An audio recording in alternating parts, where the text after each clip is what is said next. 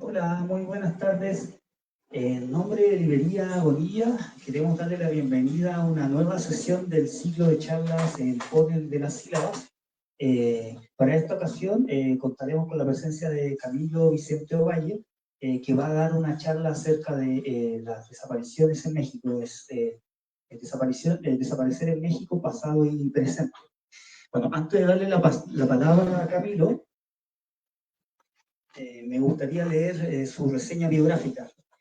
Camilo Vicente Ovalle, doctor en Historia por la Universidad Nacional Autónoma de México. Su línea de investigación es la violencia política y la represión de Estado en la segunda mitad del siglo XX en América Latina. Es autor de diversos artículos y capítulos de libros.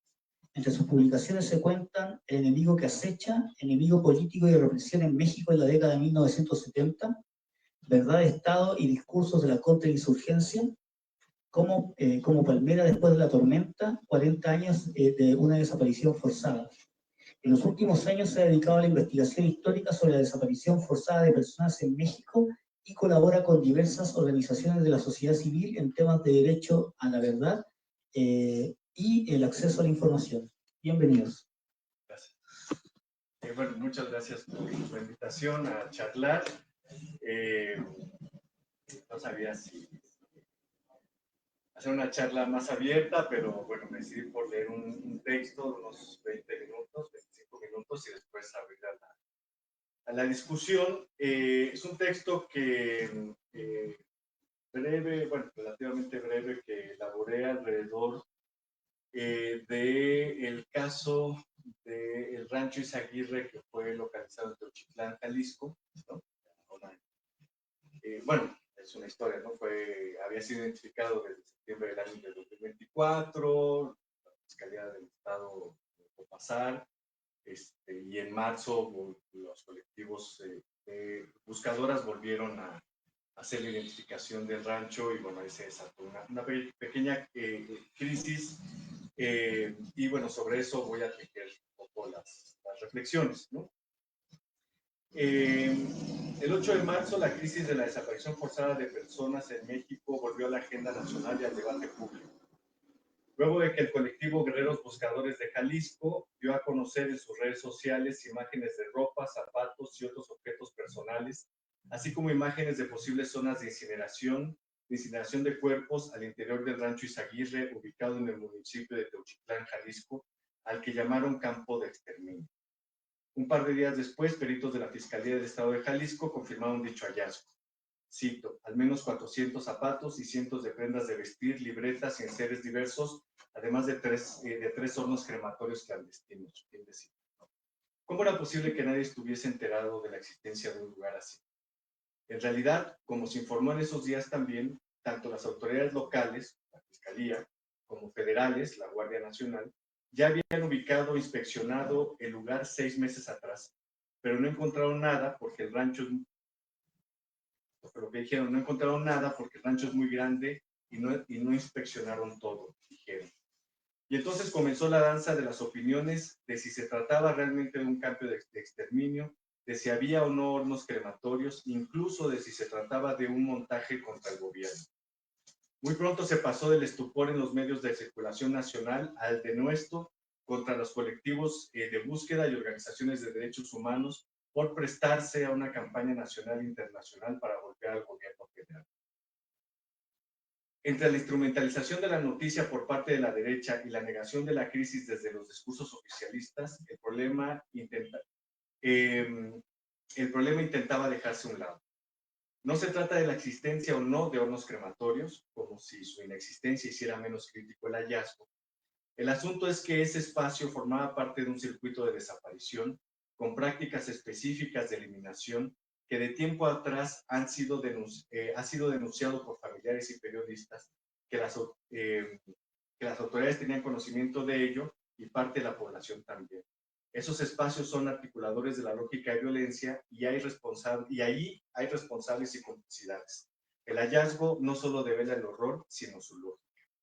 Casi un mes después, el 4 de abril, en la clausura del 28 periodo de sesiones en Ginebra, el presidente del Comité contra la Desaparición Forzada de la ONU,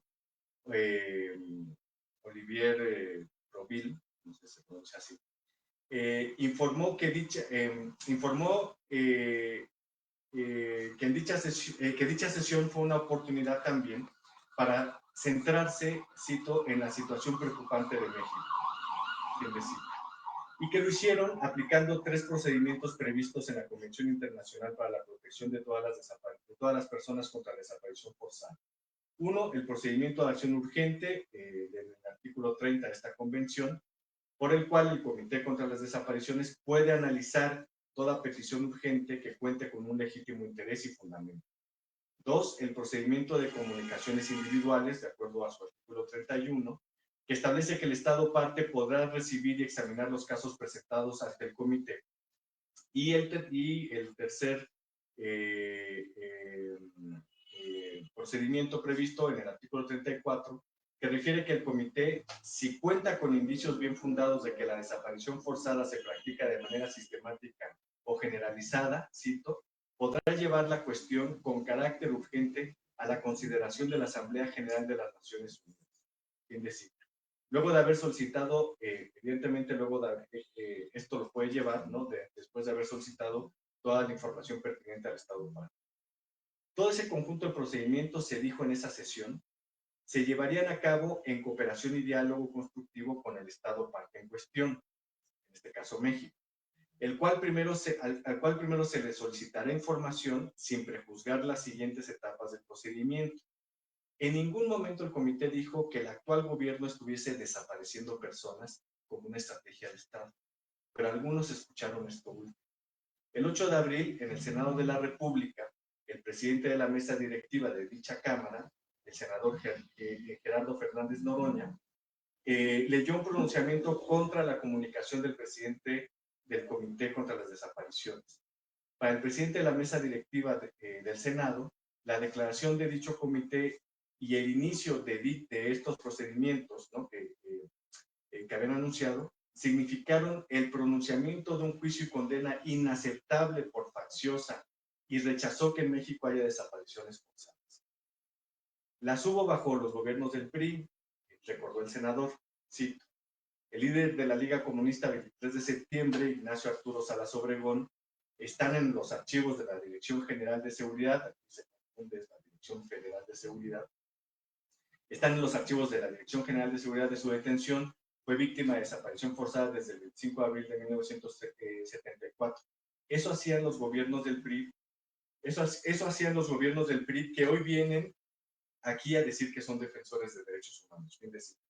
Y finalmente retó, cito, reto a Olivier de Proville a que presente un solo caso de una desaparición forzada del gobierno de la compañera presidenta Claudia.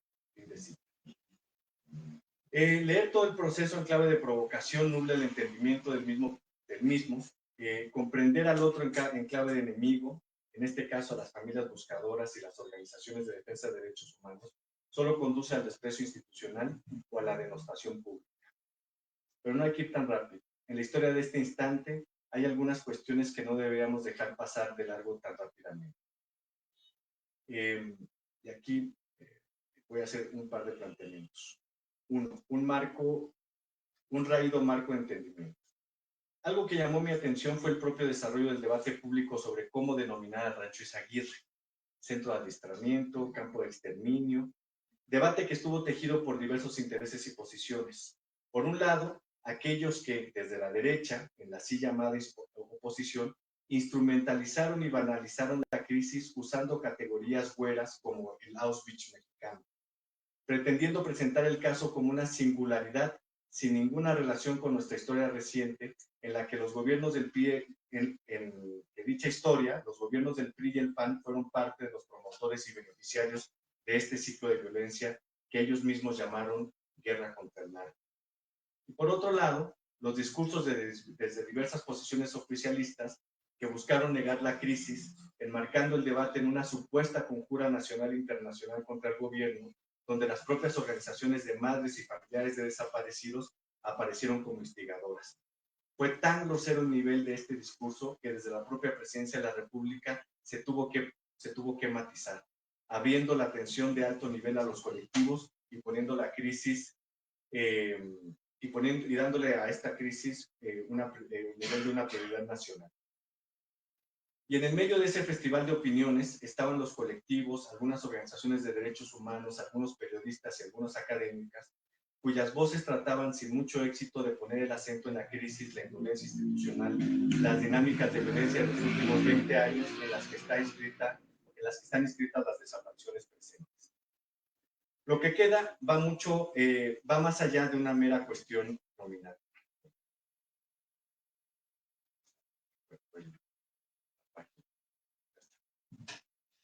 Por eso siempre hay que imprimir. Lo que queda va más allá de una mera cuestión nominal. Si los discursos que por un lado instrumentalizan y por otro lado niegan la crisis de desaparición son posibles sin un mayor costo político, o sea, es decir, el hecho que estos discursos puedan ser pronunciados sin que a quien los pronuncia no le suceda absolutamente nada, al menos en términos políticos, ¿no? En gran medida es porque nuestro marco de entendimiento sobre las desapariciones está bastante raído, o porque no lo hemos construido, como si hubiese una imposibilidad de pensar estos casos de extrema violencia en el despliegue presente de su propia historia y estructura, y en sus resonancias con las formas de la desaparición forzada en nuestro pasado reciente. Entre las razones que se esgrimieron para descartar que se tratase de un campo de exterminio, bueno, se señaló lo rudimentario de la infraestructura encontrada en el rancho Izaguirre. No era posible tal tipo de barbarie sin que existiese una infraestructura ad hoc. Quizá algo tan grande que permitiera...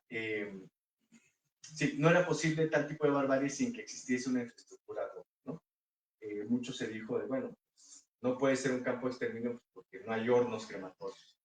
No puede ser un campo de exterminio porque no hay enormes fosas clandestinas, ¿no? Como si se necesitara observar una capacidad industrial de muerte muy parecida a la que se había encontrado en Auschwitz al final de la guerra, ¿no? Sin embargo, como lo muestra nuestra historia de desapariciones forzadas, lo complejo no estriba, nuestra historia de desapariciones forzadas, lo complejo no estriba necesariamente en la infraestructura de cautiverio ni en sus barbáricas dimensiones. La complejidad de la eliminación está dada por el circuito en el que se articula la desaparición forzada.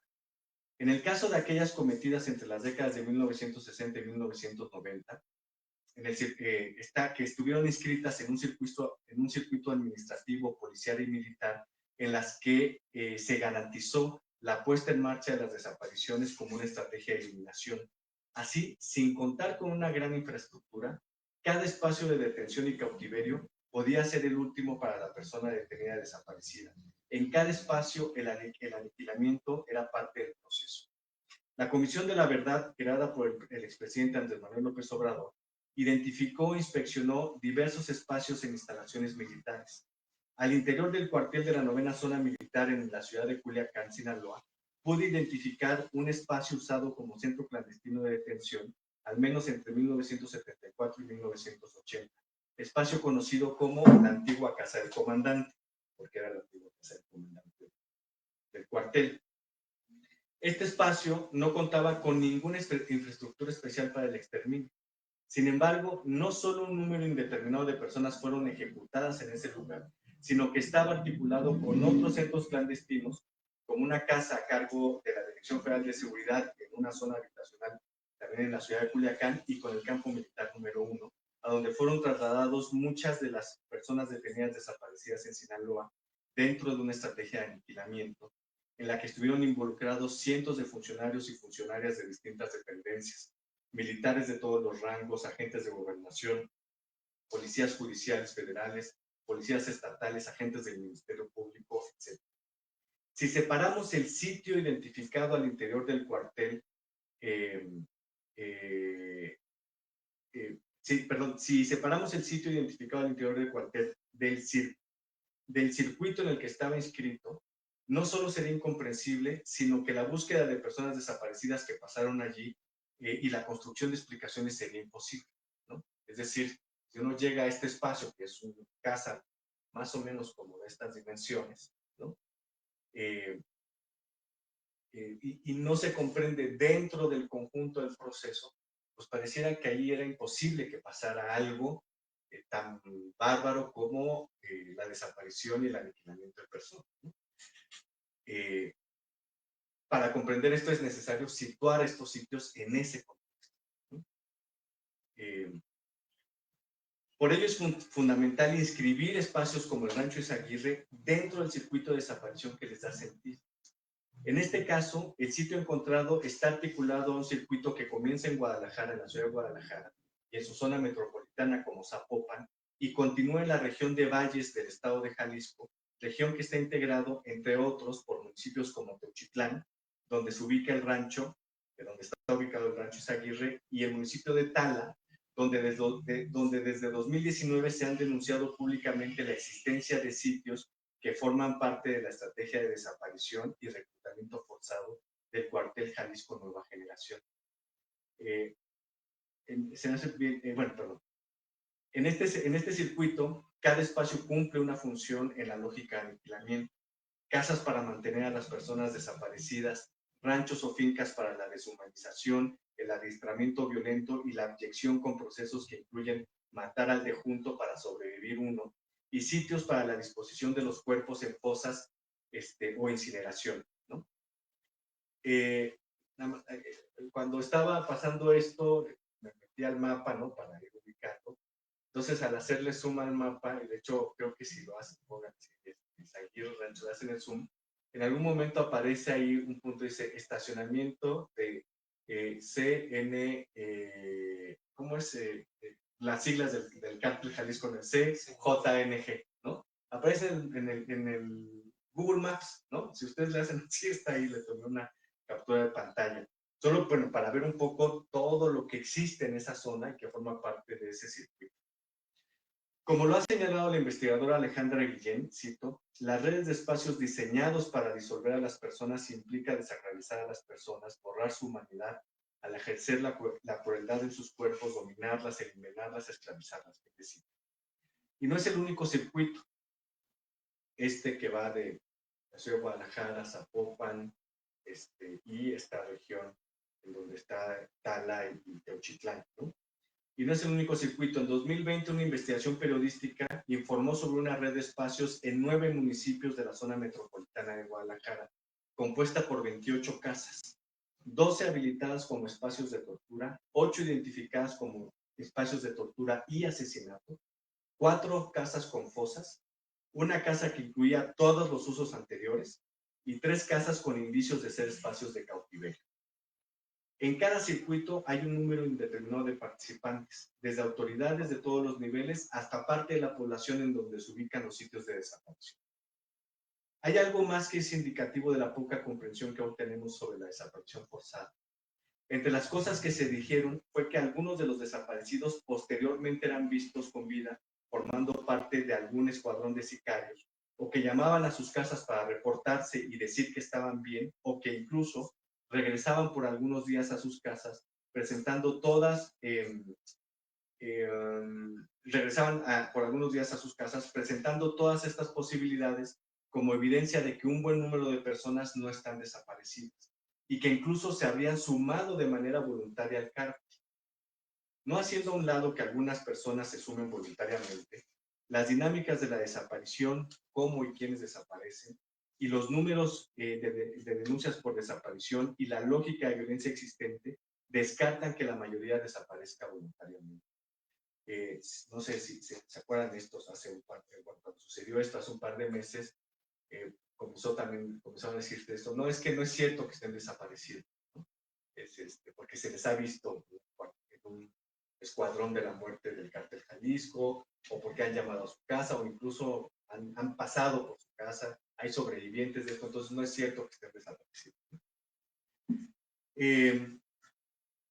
Hay que dejar claro que la desaparición forzada no es un acto único por el cual la persona es abducida y desaparecida. Es decir, cuando hablamos de desaparición forzada de una persona, no es solamente ese momento en el que desaparece y como por arte de magia dejara de existir en este mundo, ¿no? Más bien, se trata de un conjunto de procesos clandestinos el secuestro o detención, confinamiento, tortura, uso de las personas y de sus cuerpos, eliminación y disposición final de los cuerpos, articulados a lógicas violentas de economía y dominación. La disposición absoluta de la persona, su uso y explotación radical, y el cuerpo como objeto de violencia hasta su aniquilamiento, configuran el núcleo de esta técnica bajo un supuesto de clandestinidad. Es decir, la desaparición forzada de personas implica un conjunto complejo de procesos, ¿no? Por los cuales atraviesa una persona por un tiempo indeterminado. Puede ser un día o pueden ser incluso años, ¿no? Como en el caso de la trata o en el caso del reclutamiento forzado.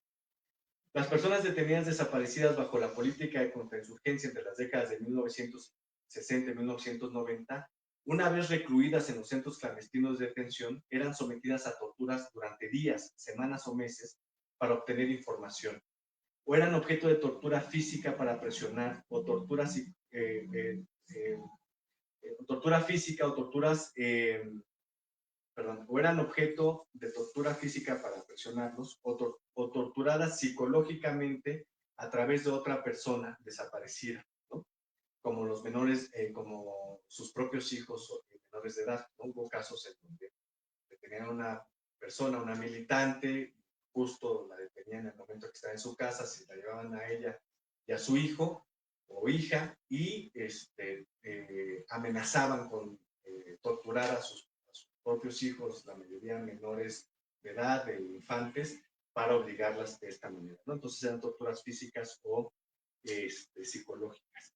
Algunos de los detenidos desaparecidos, de las personas detenidas desaparecidas, fueron sacadas de los centros clandestinos y llevados a trabajar, así se le decía en el argot insurgente, cuando eran sacadas a colonias, plazas o calles, para identificar casas de seguridad de las organizaciones o que identificaran a otros militantes. En estos procesos, muchos fueron vistos aún estando en calidad de detenidos desaparecidos. Por ejemplo, el caso de Daniel de la Cruz Martínez, que fue detenido el 7 de agosto de 1974 por el ejército en el poblado de San Martín de las Flores, luego trasladado al cuartel del 27 Batallón de Infantería en Atoyac, Guerrero. De acuerdo con el testimonio de su esposa, un mes después de haber sido detenido, lo pudo ver en la localidad de San Andrés, en un retén militar, y pudo platicar con él. Después lo llevaron de los militares que lo tenían de ese detenido desaparecido, después se lo llevaron de ahí. A los 2 meses de su detención, probablemente octubre, Daniel envió un mensaje a su esposa con un militar diciendo que estaba en Santa Marta, municipio de Tecpan, en Guerrero también, pero su esposa no acudió al llamado por falta de recursos y por miedo de que fuera una trampa, pues habían estado deteniendo y desapareciendo a familias completas. Daniel continúa desaparecido y es una de las personas que aparece en los listados de los pueblos del mundo. Sometidos a una lógica violenta de economía criminal en el presente, no resulta extraño que las personas desaparecidas dentro de este circuito puedan ser vistas o puedan tener comunicación por algún tiempo fuera de los espacios de confinamiento. Y esto no convierte bajo ninguna circunstancia en voluntaria su situación. Incluso la complejiza. Por ejemplo, aquellas personas obligadas a matar abren una zona gris de víctima-victimario que también estaremos obligados a comprender. Pensar que la desaparición forzada solo es la ausencia absoluta de una persona es, cuando menos, ocultar el complejo proceso violento y de explotación de sus cuerpos a que son sometidos. 2. Desaparición forzada sin Estado. No toda desaparición puede ser comprendida bajo el concepto jurídico de desaparición forzada, ¿no? Que está muy claramente definido. Desaparición forzada es la detención, ¿no?, de una persona por parte de un funcionario del Estado o de gente con aquiescencia del Estado y la negación de entregar información, ¿no? Sin embargo, el rechazo inmediato a considerar las desapariciones cometidas por el crimen organizado, las que se cometen hoy día, como desapariciones forzadas, está situado en una lectura restringida del concepto. Quizá en esa lectura se puede encontrar cierta racionalidad a la reacción virulenta de algunos actores políticos ante la preocupación mostrada por el Comité contra las Desapariciones de la ONU respecto de indicios que la desaparición forzada en México se esté cometiendo de manera generalizada.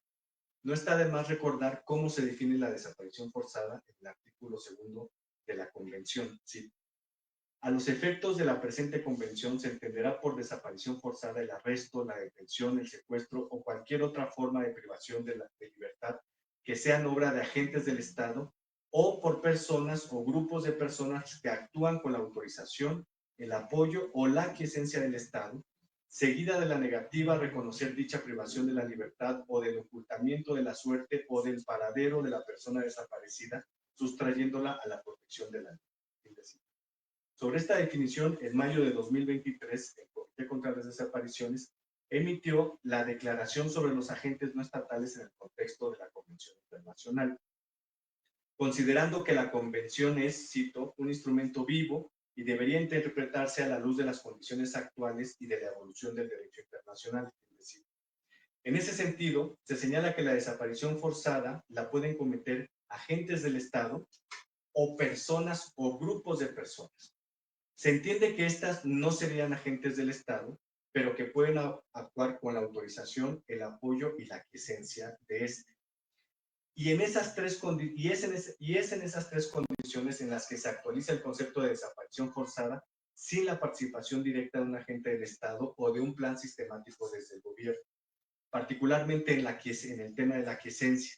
Cuando el Estado ha tolerado o consentido las desapariciones, aunque sea implícitamente, cuando por acción u omisión y en pleno conocimiento de las desapariciones no ha adoptado medidas para prevenirlas, investigar y castigar a los responsables, cuando se ha actuado en connivencia o desentendiéndose de la situación, cuando directamente ha creado las condiciones para que ocurran las desapariciones, en ese momento estamos hablando de una desaparición forzada. Que la situación de México cumple con todas esas. Y estas circunstancias se aplican cuando los perpetradores son grupos paramilitares, patrullas civiles, empresas de seguridad privada y también personas implicadas en la delincuencia organizada. Lo que las declaraciones dadas por el Comité contra las Desapariciones ponen en la discusión es que en el caso de México se actualizan todas las consideraciones anteriores.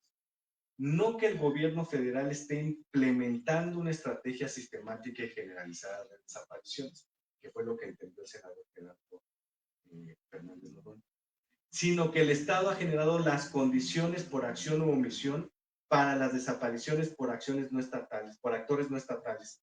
Por ello, se les puede denominar forzadas. Esto último sin omitir que en un número importante de casos se verifica la participación de agentes del Estado, hoy día, ¿no? Si bien el nivel de impunidad es casi total, ha habido casos en los que los funcionarios públicos de Estado han sido llevados a juicio. Hasta el 2021, por ejemplo, se habían dictado 36 sentencias por este delito contra funcionarios de la Marina, de la Sedena, de agencias policiales extintas como la AFI, policías municipales y policías estatales. Por lo tanto, hay suficiente evidencia de que la desaparición de personas sigue siendo una práctica llevada a cabo por funcionarios de diversas dependencias del Estado. Insisto, esto no quiere decir que sea un plan sistemático, pero también hay agentes del Estado. Es decir, de la interpretación sobre el artículo 2 de la Convención se deriva la posibilidad de que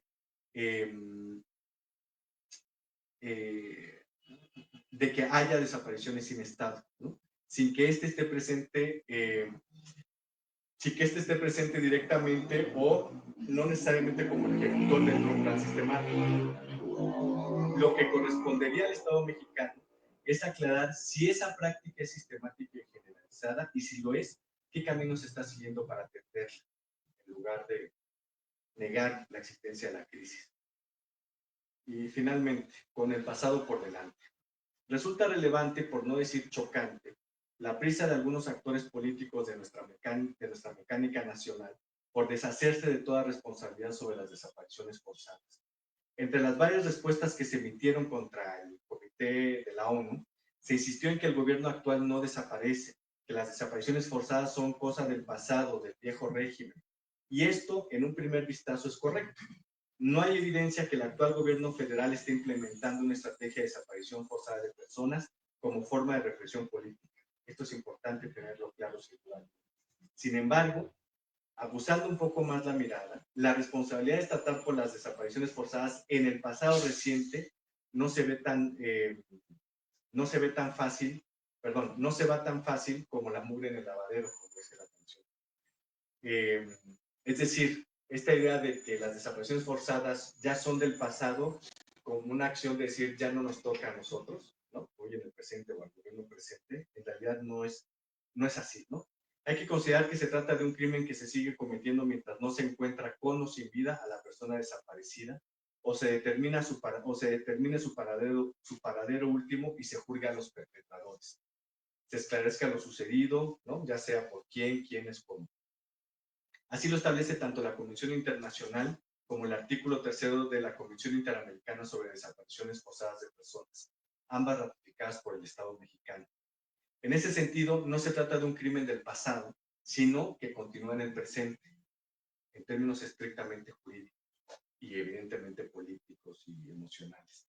Aunque el gobierno actual evidentemente no haya perpetrado las desapariciones forzadas en los años 70, hasta no encontrarles y o hacer justicia, el crimen se sigue cometiendo hoy. Y de esto se deriva una responsabilidad, hacer justicia y dar a conocer qué sucedió con las personas desaparecidas. Aunque en distintos momentos el Estado mexicano ha llevado a cabo acciones relacionadas con las desapariciones forzadas cometidas entre las décadas de 1960 y 1990, como la Fiscalía Especial para Movimientos Sociales y Políticos del pasado, el gobierno de Fox, o la Comisión para la Verdad del Estado de Guerrero, que se implementó durante el gobierno de Enrique Peña Nieto, y recientemente la Comisión para la Verdad, el Esclarecimiento Histórico y el Impulso a la Justicia, con el gobierno de AMLO, los avances en materia, a pesar de todas estas iniciativas, los avances en materia de justicia y localización de personas desaparecidas han sido pocos. Respecto a la última Comisión para la Verdad, no se han asumido todas las responsabilidades que se derivaron de su mandato y de su trabajo.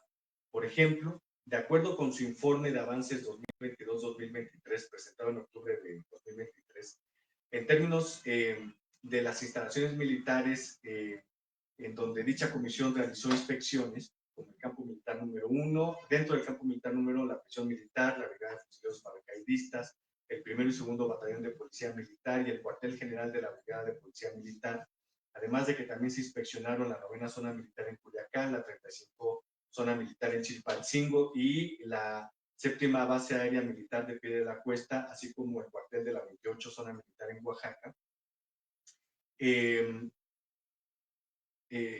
Bueno, de acuerdo a este informe donde se da cuenta de estas inspecciones realizadas, cito, durante las inspecciones en las instalaciones militares, incluyendo el testimonio in situ de las personas que estuvieron en calidad de detenidas desaparecidas en dichos lugares, se pudo identificar con distinto grado de certeza la existencia de centros clandestinos de detención en diversas instalaciones militares, en distintas entidades federativas, en el periodo de 1965 y 1990. Fin de cita.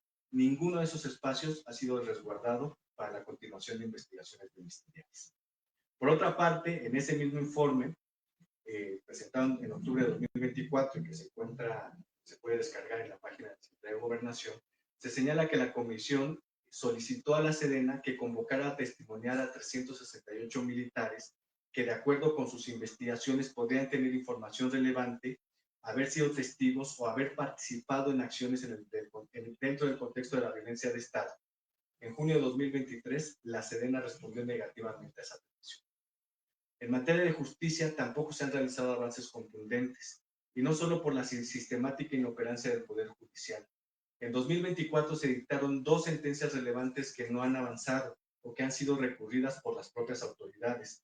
En junio de 2024, la Suprema Corte de Justicia de la Nación resolvió un amparo en el que le ordenó a la Fiscalía General de la República que investigue los probables crímenes de lesa humanidad cometidos contra 4 mujeres, familiares del profesor y líder guerrillero Lucio Cabañas.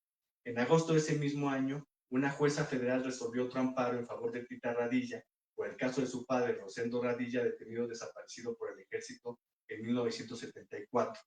En esta resolución, la jueza instruye a la Fiscalía que investigue bajo la premisa de terrorismo de Estado, la desaparición de Rosendo, y le ordena que procese militares de alto rango que estuvieron implicados. Esta sentencia también fue recurrida. En medio de este páramo de impunidad, Alicia de los Ríos Merinos, historiadora y abogada, hija homónima de la militante de la Liga Comunista 23 de septiembre, detenida desaparecida en enero de 1978 por un comando de la Brigada Especial, ha logrado que la Fiscalía General comience a realizar inspecciones ministeriales en instalaciones militares, particularmente en la 7ª Base Aérea Militar de Piedra Cuesta, donde probablemente su madre haya sido víctima de uno de los vuelos de la muerte en 1978. En estas inspecciones también participa Tita Radilla, que ha señalado que su padre fue llevado al campo militar número 1 y allí desaparecido. Las desapariciones forzadas no son algo del pasado en México, forman parte de nuestro presente, como una deuda pendiente, una memoria que se resiste a ser borrada. Hacer justicia y dar a conocer qué pasó con las personas detenidas desaparecidas sigue siendo hoy una responsabilidad del Estado. Muchas gracias.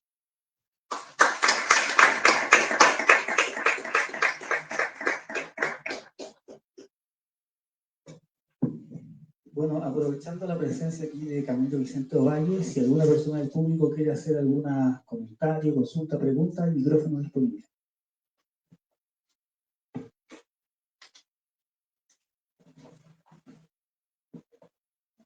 ¿Qué tal? Me gustaría preguntar cuál es su opinión como referente, bueno, pienso que usted lo aborda de tema desde una perspectiva histórica, pero culturalmente, por ejemplo, ¿qué opina sobre la censura de la narcocultura? Por ejemplo, ¿se cree que escuchar ese tipo de música realmente es como, pues sí, está mal? ¿O qué piensa, como de ese movimiento que hubo de censurar toda esa cultura? Bueno, esa es mi duda.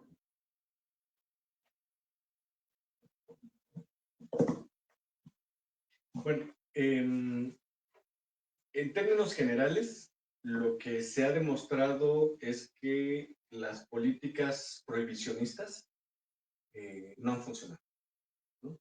No funcionó el prohibicionismo del alcohol en Estados Unidos, no funcionó el prohibicionismo de las drogas en México en los años 40, 50, y tampoco han funcionado en otros lugares. Entonces, pensar que una política prohibicionista puede tener un impacto directo en prácticas violentas o prácticas de economía criminal está demostrado que o que no da resultados, o que da pocos resultados, o que resulta peor a veces, ¿no? Porque se fomentan prácticas clandestinas, se incrementa, incluso se llega a incrementar el nivel de violencia, ¿no? Porque eso, las prácticas prohibicionistas lo que hacen es incrementar el costo de estas economías criminales y por lo tanto también las disputas de mercados, etcétera, etcétera, etcétera. Entonces, de entrada, bueno, habría que ahí, ya de entrada hay ciertas dudas serias sobre la efectividad de cualquier tipo de política prohibicionista. Tampoco las podemos descartar de un plumazo, pero hay evidencia histórica que nos dice que no funciona. En el caso de lo que se ha conocido como narcocultura, el problema, me parece que ahí el enfoque, o que es un enfoque desde mi perspectiva equivocado, es que el hecho que haya un porcentaje de jóvenes que se vinculen de manera voluntaria al tema del crimen organizado, o que se suponga que la sociedad se vuelve permisiva por este tipo de expresiones culturales, lo que se está dejando de lado ahí es la parte estructural y económica del conflicto, ¿no? Del problema. Y por otro lado, lo que se olvida es que lo que hace factible o lo que hace, ¿cómo decirlo? Lo que garantiza cierto atractivo de participar en estos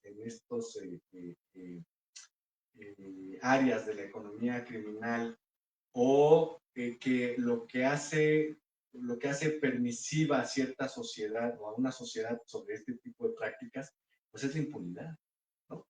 Entonces, por un lado, tenemos una estructura muy potente en términos económicos que ofrece caminos que no son fáciles, ¿no? Porque ese es otro de los mensajes, es que se van por la fácil. Yo creo que entrar dentro de los circuitos criminales no debe ser nada fácil, ni nada, y mucho menos cuando se hace de manera voluntaria, evidentemente, pero incluso cuando se hace de manera voluntaria, no son espacios, digamos, fáciles, como se les quiere ver. Pero por otro lado, pues por el grado de impunidad, ¿no? Lo que hace permisivo también, o que se genera cierta cultura de la permisividad, es que pues sabes que no va a pasar nada, ¿no? Que no va a pasar nada. Entonces, creo yo que hay en esta prohibición de lo que se ha denominado la narcocultura, pesa más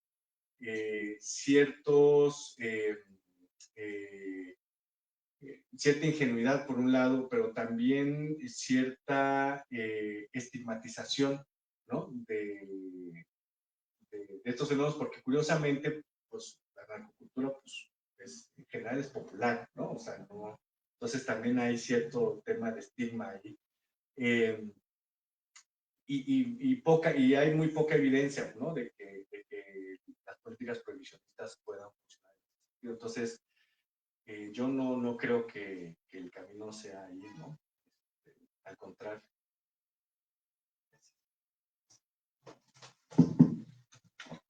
Hola, buenas tardes. En materia de desaparición forzada, respecto a las investigaciones que realizó la Comisión de la Verdad, ¿cómo evalúas la recepción de los informes por parte del gobierno, por parte de colectivos y de la sociedad en su conjunto? Y además de las últimas investigaciones que se han realizado sobre la lista presa y los vuelos de la música. Gracias.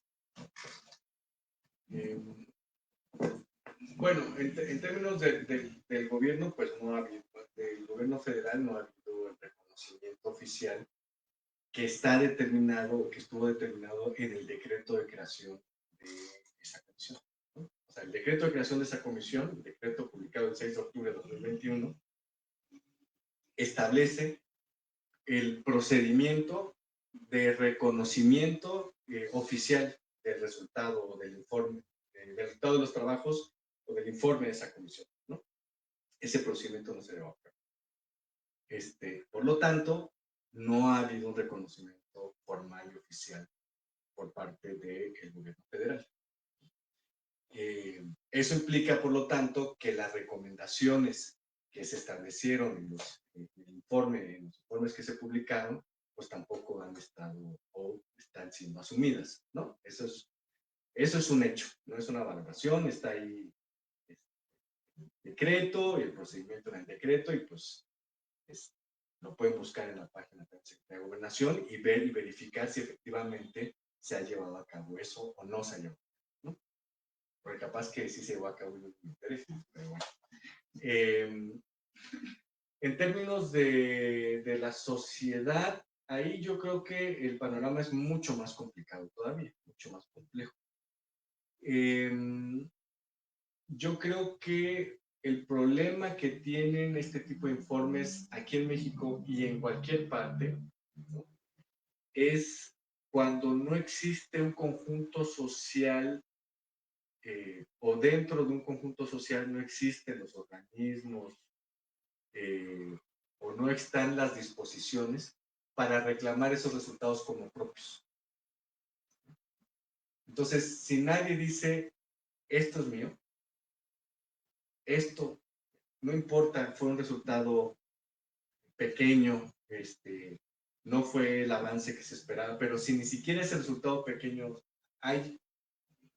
existen las disposiciones u organismos dentro de conjuntos sociales que digan, esto es mío, eso se olvida y tiende a pasar al segundo plano. Y lo que ha sucedido en México es que entonces parecía que todo el tiempo tenemos que volver a empezar, como Sísifo, ¿no?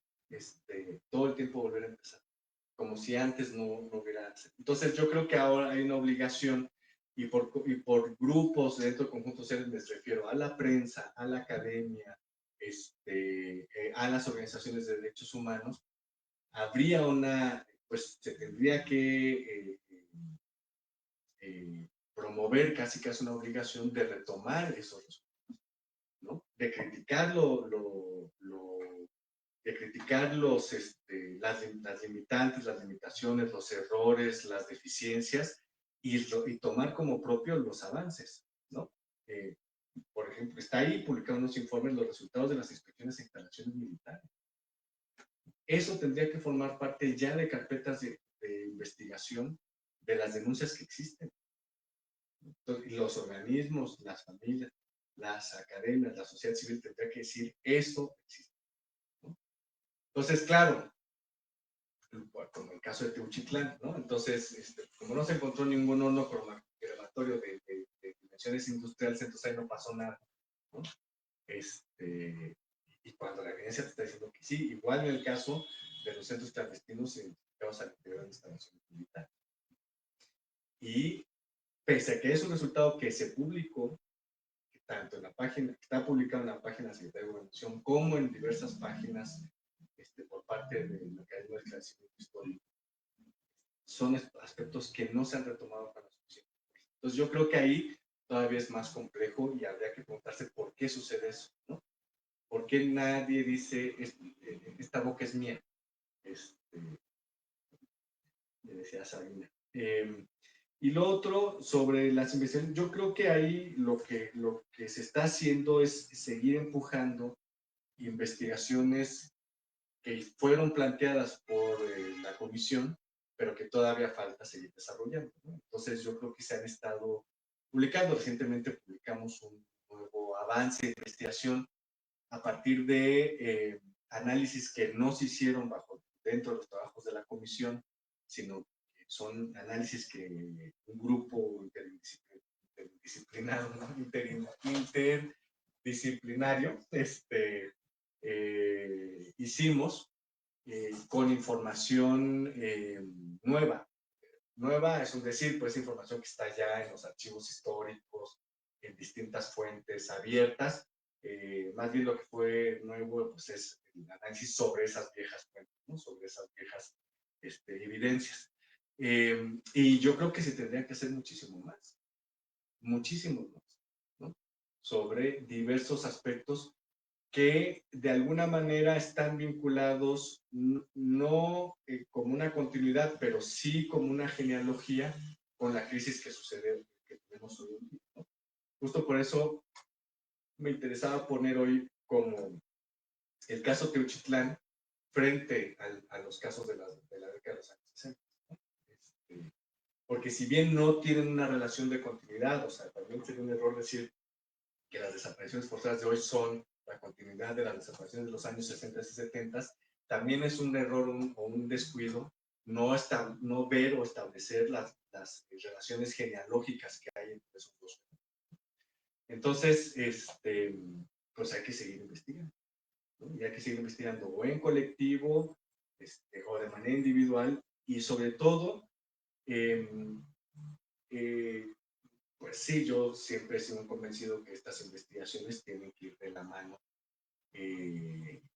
no encuadradas ni determinadas absolutamente, pero sí de la mano de las familias de las personas detenidas desaparecidas, ¿no? Porque, claro, estas investigaciones aunque se tienen que hacer con el mayor rigor académico y científico, pues no se hacen por el regusto académico y científico, ¿no? O sea, las tenemos que hacer con ese rigor para aportar a los procesos de denuncia, de justicia, de verdad, y de acompañamiento con las familias y hacia toda la sociedad. Entonces, bueno, pues esa es una tarea que hay que seguir. Sí. Una pregunta. Tú decías que este asunto, y obviamente que no hay una genealogía entre lo que sucedió durante la Guerra Sucia y lo que sucede hoy en día, pero hay paralelismos. Y esto puede ser, lo que sucede hoy en día es muy similar a la Guerra Sucia, pero sin motivos, ¿no? Parecería ser como menos estructurado que cuando la represión viene del gobierno. No, yo creo que hay una apariencia de que es menos estructurado porque, yo creo que por dos motivos centrales. Uno, porque ya no hay un único actor ejecutante de las desapariciones, ¿no? como lo era el Estado principalmente en los años 60. Bueno, había otros actores que desaparecían, pero no era el nivel que tenemos ahora, y el Estado entre los años 60 y 90 del siglo XX lo implementó como una política sistemática, ¿no? Con recursos del Estado, pues durante más de 25 años. Y entonces, digamos, eso da, evidentemente, pues presenta una imagen de sistematicidad, ¿no? Y de estructuración. Hoy no tenemos ese único actor, lo que hoy tenemos es un conjunto de actores que ejecutan, implementan la desaparición como una técnica de violencia articulada a ciertos circuitos o procesos, ¿no? Entonces eso da una imagen de desarticulación y de poca estructuración. Sin embargo, no es así. El otro elemento es que las desapariciones entre los años 60 y 90 del siglo XX estaban articuladas a una lógica de violencia, ¿no? Que era la violencia contra insurgente del Estado. Entonces, en esa lógica de violencia estaba, digamos, muy claramente delimitados los procesos, los sujetos a quienes se desaparecía, etcétera, etcétera, y las razones, ¿no? Lo que sucede hoy día es que nos enfrentamos a una diversidad de lógicas de violencia productoras de desaparición o productoras de desaparición. Entonces, tenemos desde la violencia política implementada por gobiernos, o sea, es decir, hay casos de gobiernos municipales o estatales que han ejecutado desapariciones. Por ejemplo, el caso del 5 de junio, se cumplió el año en Guadalajara, que le llamaron el halconazo Guadalajara, donde fue la policía estatal la que ejecutó las desapariciones, y afortunadamente por todo el seguimiento periodístico que se hizo en ese momento fueron liberados los chicos. No sé si alguno quedó en situación de desaparecido, pero ese operativo fue un operativo de desaparecer, ¿no? Implementado por una fuerza del Estado y de las policías municipales. Entonces, también sigue existiendo esa lógica, ¿no? Pero además también tenemos lógicas de violencia vinculadas a la economía criminal, como por ejemplo la trata de personas, que fundamentalmente afecta a mujeres jóvenes, fundamentalmente, ¿no? Y además que están en circuitos muy claramente establecidos, que van prácticamente toda la costa del Golfo, o sea, desde Chiapas hasta Tamaulipas, ¿no? Principalmente, bueno, y en otros espacios también, pero ahí se ha detectado principalmente estos circuitos.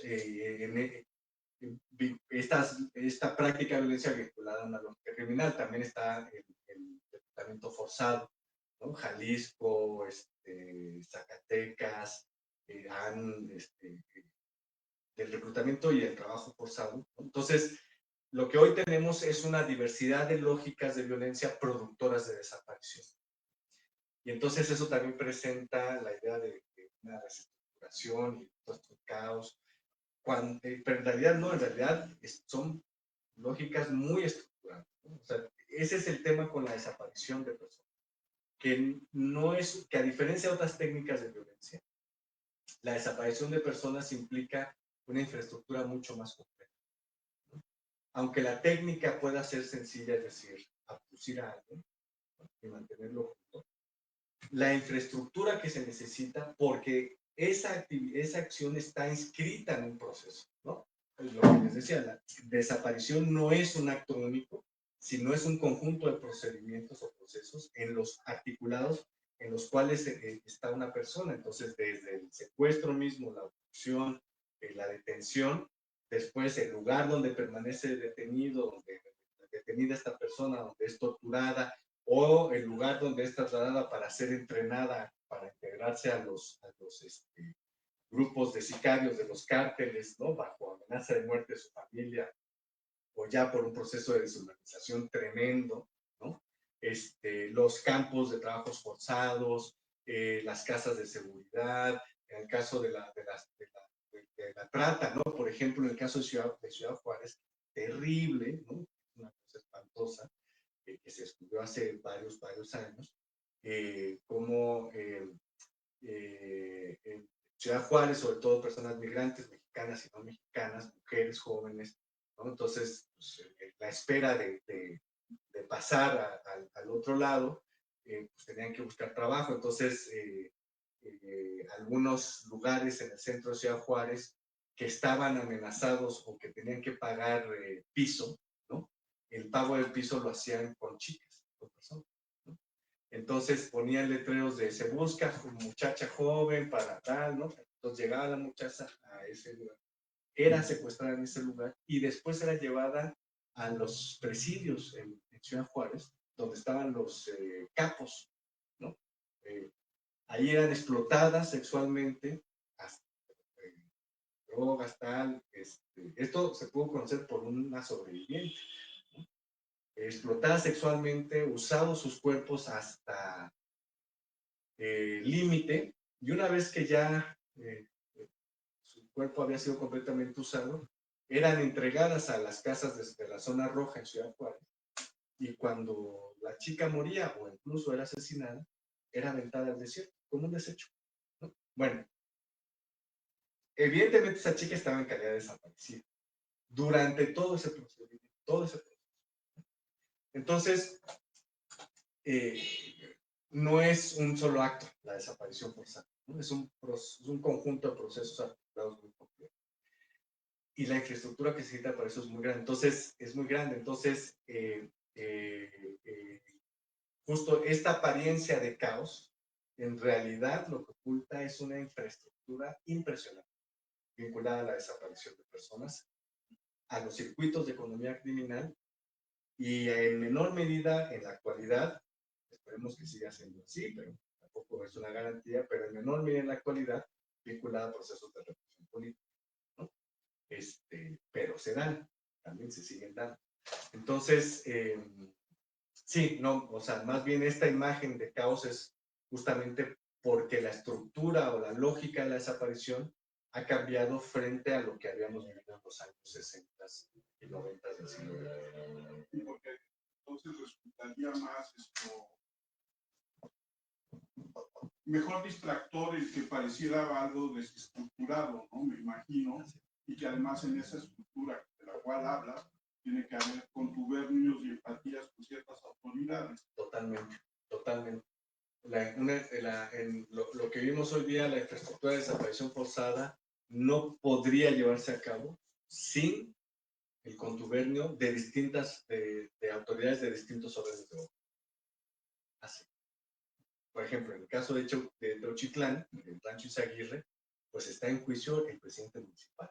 No sé si ya dictaron sentencia en ese juicio, pero hasta hace unos 2 meses seguía el juicio contra el presidente municipal y otros actores de los gobiernos locales, ¿no? Y que se están yendo cortos, porque ahí hay responsabilidades a nivel, por lo menos, de las autoridades estatales, no solo municipales, ¿no? Entonces, el nivel de infraestructura que hoy existe en términos de desaparición forzada no podría llevarse no podría existir sin un nivel de implicación importante de diversas de autoridades de diversos órdenes. Eso a mí me parece muy claro.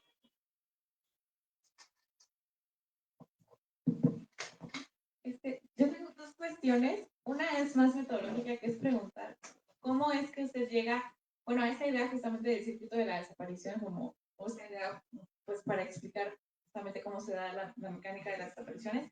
¿Cómo es que usted llega a esta idea y la desarrolla y la usa para comprender el fenómeno?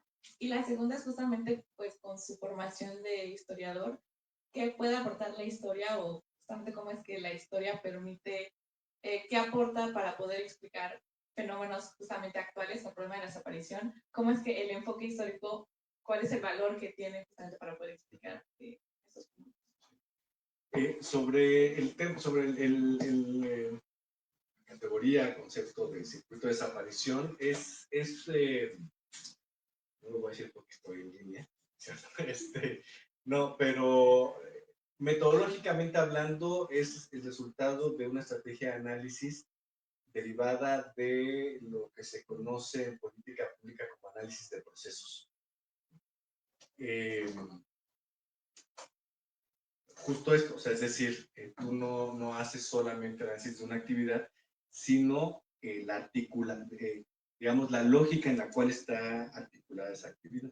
Entonces, es un análisis de procesos.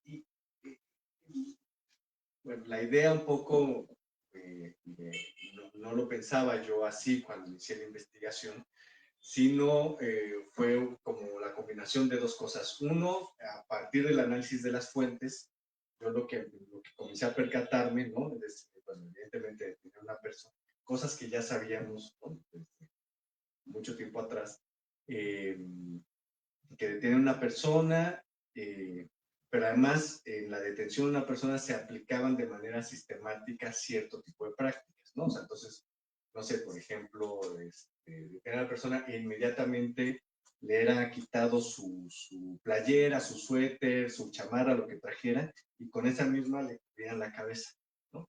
Eso era algo sistematizado, se hizo en muchísimas detenciones, o sea, era una técnica ya establecida, ¿no? O sea, es decir, qué tienes que hacer en el momento en que detienes a una persona, esta es la técnica, ¿no? Tienes que detenerlo así y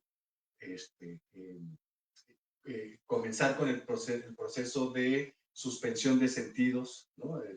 Respecto al mundo físico, la vista, el audio les golpeaban los oídos para desestabilizar, y después evidentemente eran trasladadas a un sitio de detención, ¿no? Entonces, cuando fui viendo ese movimiento dije, bueno, o sea, aquí hay un movimiento, ¿no? O sea, aquí está pasando algo en esto que estamos llamando desaparición. Pero además yo en ese momento, como parte de mi actividad profesional, yo me dedicaba al análisis de política pública, particularmente a la evaluación de políticas públicas. Y como historiador, entrenado en métodos cualitativos, lo que yo hacía en esa actividad profesional era justamente el diseño de evaluaciones de procesos de política pública.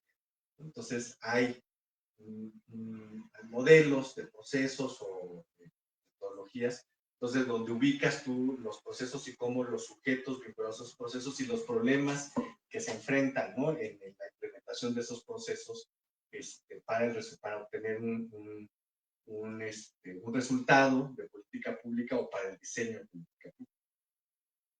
Entonces, cuando estaba trabajando en eso y además estaba haciendo el análisis de mis fuentes y vi eso, y entonces dije, es que aquí puedo implementar el análisis de procesos, como lo estaba yo implementando en la evaluación de política pública, ¿no? Porque además, un poco la evaluación de procesos implica una especie de etnografía de la burocracia, ¿no? Porque en la evaluación de procesos, tus principales fuentes son los funcionarios y funcionarias mixtas, ¿no? No es el análisis estadístico de la evaluación de impacto, no es el diseño o el análisis de la evidencia respecto al problema para la evaluación de diseño, ¿no? En la evaluación de procesos vas a donde está sucediendo el asunto y haces una etnografía de la burocracia. Entonces, eso también me permitió a mí leer las fuentes, comprender el sentido de ese trabajo, de esa burocracia, ¿no? Entonces, de ahí sale el circuito de la detención de desaparición. Entonces, justo lo que estaba yo observando no era un único acto, ¿no? Ni tampoco eran actos separados o desarticulados. La detención por un lado y después la tortura sucedía de manera inconexa del proceso de detención, no, sino era justamente una lógica, una articulación de diversas actividades vinculadas a un circuito. ¿Y por qué le llamo circuito? Porque hacen un circuito, es decir, hacen esto, ¿no? O sea, detienen una persona, esa persona es ingresada a un centro clandestino, la torturan, obtienen información para detener a otra persona, ¿no? Entonces, la detención de esa persona daba lugar a la detención de otro conjunto personal. Después esa persona tenía esa posibilidad de trasladada a otro espacio de detención, ¿no? Donde sucedía otro conjunto de procesos hasta la definición última, ¿no? Si sobrevivía o no. Entonces, digamos, era lo que pude observar es que lo que estaba frente era un circuito, a un conjunto de procedimientos articulados de manera lógica para obtener un cierto resultado, ¿no? En este caso, la desarticulación, contención o eliminación de la disidencia política. Y respecto a lo último, yo diría tres cosas así muy, muy concretas, ¿no? La historia, bueno, es una disciplina muy, muy vieja, más vieja que la filosofía. Sí, porque antes de que se sistematizara el pensamiento filosófico ya nos contábamos historias, ¿no? O sea, con perdón de Parménides y compañía, pues así es un hecho. La historia es más antigua que la filosofía. No, pero yo creo que hay tres niveles en los que historia. Uno, un nivel que podríamos decir muy disciplinar, ¿no? Es decir, muy vinculado a la forma en que tradicionalmente hacemos historia, que es responder a una simple pregunta, ¿no? ¿Cómo llegamos a esto? ¿No? ¿Por qué llegamos a esto? Entonces, uno lo que hace la historia es explicar el movimiento de las sociedades en el tiempo y en el espacio, ¿no? Para determinar o explicar los cómo y los porqués de ciertos procesos. Entonces, ya con eso ya la disciplina de historia tiene una tarea en el análisis de las desapariciones o de la violencia. ¿Cómo hemos llegado a esto? ¿Cuáles han sido los procesos? La evolución de la sociedad mexicana, el tiempo y el espacio en el tema de la violencia. Hay otro camino que también me parece muy importante, que es ofrecer ofrecer las técnicas, la práctica de la disciplina histórica en la construcción y formulación o de prácticas políticas o de políticas públicas, ¿no? Que después de verlo en Rancho Aguirre se hace cada vez más necesario. O sea, es decir, la historia puede ofrecer sus herramientas para la construcción de mejores políticas públicas respecto a los problemas de violencia, ¿no? Porque es capaz de explicar procesos de una manera mucho más compleja, que también, por tanto, de pensar posibles soluciones a estos procesos, considerando la evolución en el corto y en el largo plazo de esos problemas, ¿no?